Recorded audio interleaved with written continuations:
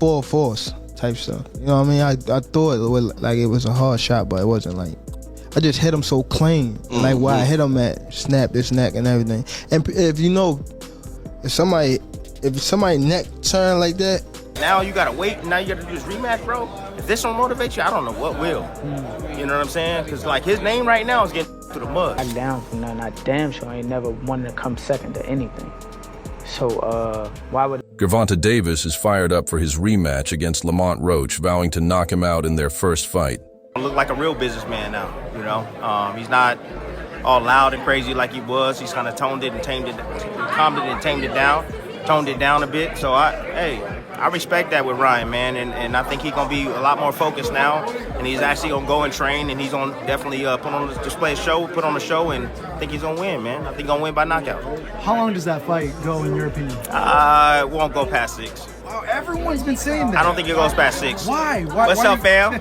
Why do you guys think it? Nah, there's too many hoes in the game of too many hoes. Too many hoes can improve in or improve on, and you know they're gonna come back and they're gonna put their best foot forward, bro. But like, look, if this shit don't motivate you, Tank, you know the fact you got to draw, the fact that you had a big fight lined up with Jake Paul after this, and now you gotta wait, and now you gotta do this rematch, bro. If this don't motivate you, I don't know what will. You know what I'm saying? Because like his name right now is getting drugged through the mud. You know, and all those fans that was on his side, bro, a lot of them are switching teams now. You know, so you know, look, he got a lot to prove, not only to himself, but a lot to prove to his fans and his fan base out there. So he go back in there, had his rematch, and he do what he's supposed to do, like he's supposed to do the first time around. Then all the shit that happened in the pad, swept under the rug, because that's just how, you know, the fans is and the sport is.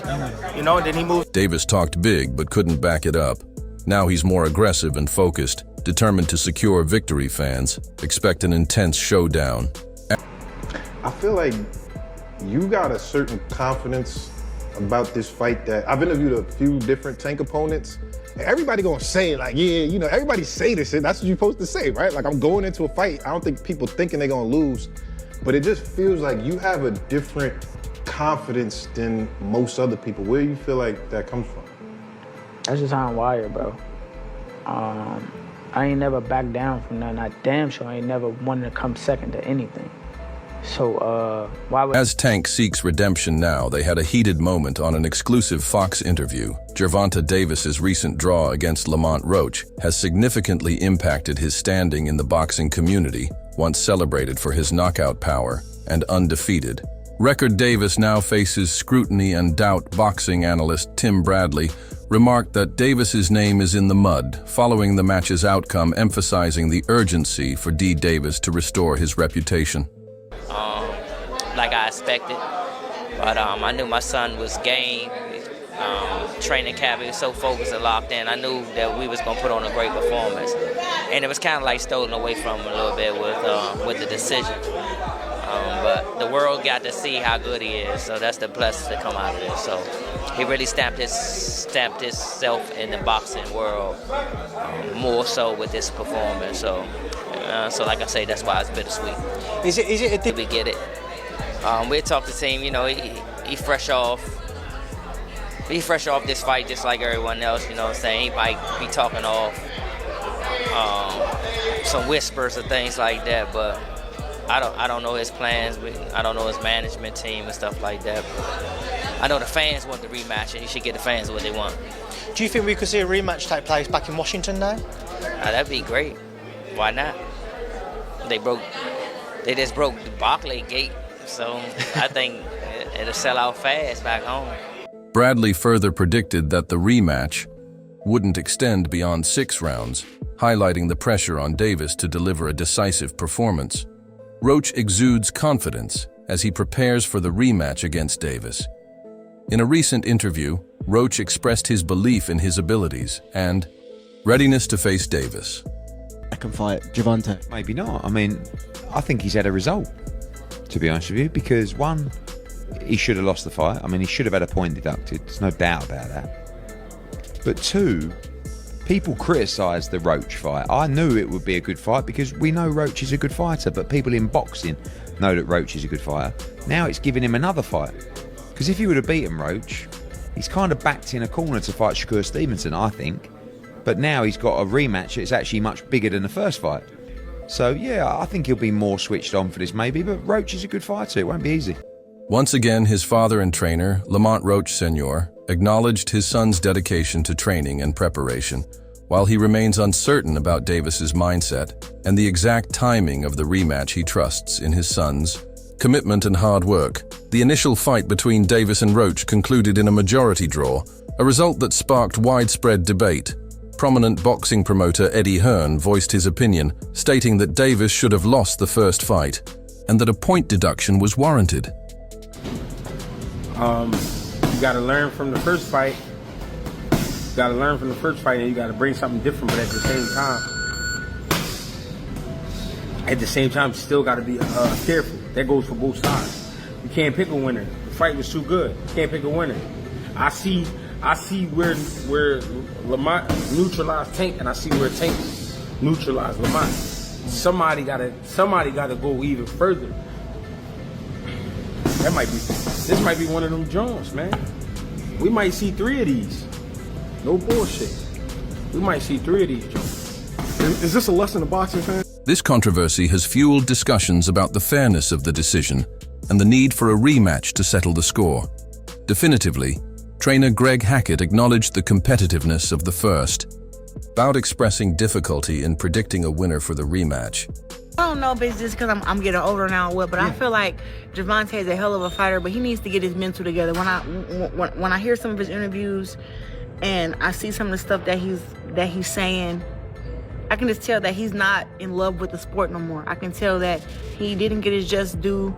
I mean, it was crazy to hear that he said he got evicted out of a house or something like that. And I was just like, what in the world? And like that type of stuff, when you've been fighting and knocking people out and fighting main events. I mean, he fought 4 main events here at T-Mobile against some of the best fighters. And it's just like, to see that he got evicted from his home and all this other stuff.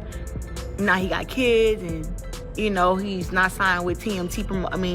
Mayweather, promotions, anymore. It's like when I hear him talk, he's like he want to be a nicer guy for his daughters, and he don't want to be therapy. I think he would be better and even a better fighter if he went and did therapy like ASAP. Because I can just tell like he's a little sad, he's a little depressed, even before this fight.